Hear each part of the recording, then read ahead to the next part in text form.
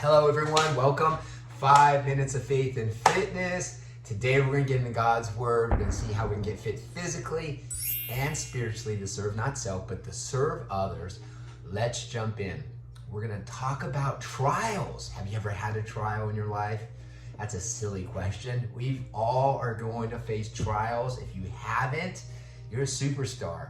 And you probably aren't following the things that maybe Jesus is telling you to do. Listen what it says in James chapter 1, verse 2. My brethren, count it all joy when you fall into various trials. He doesn't say if, he says when you fall into various trials. And so these trials will come packaged in so many different ways. Sickness, job loss, deaths in the family, you name it. So many different trials we face. But most of our trials will come in relationships, kids and marriages and people at church maybe. These relationships that need to be worked on, and sometimes maybe we have avoided these relationships that God said go fix. But a lot of times we are looking at all these other trials in life. But here's what it says in John 16:33. I have told you these things so that in me you may have peace. In this world you have trouble, but take heart. I have overcome the world. That's in John 16:33. That Jesus has overcome the world. So the trials that we're going through, yeah, they're tough, but Jesus went to the cross for us. He did it. He didn't stop. He went all the way. The trials that he had to go through, yeah, all built on relationships as well, right? He was scourged and beaten because people just didn't like him. Did people not like you at a season in your life? Or you didn't like someone else in a season in your life, and you just had this built up resentment. I remember growing up that my relationship with my mom wasn't the best. And I had all this built up anger of things that happened as a youth, as a kid, and raising a single family home. Have you guys ever been there? You're always living at a deficit when either your mother raised you by herself, or a father raises you by himself.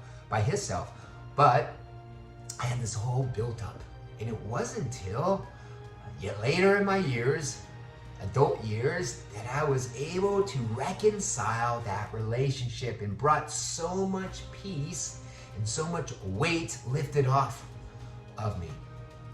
And so the trials that we go through in life, and you may be thinking about that person right now. Who is that person that has troubled maybe you, or maybe you have troubled them? But here's the thing. We're going to have troubles, but how do we react to these trials? How do you react? In anger? Like I was just torn with anger and taking it out on all kinds of different things?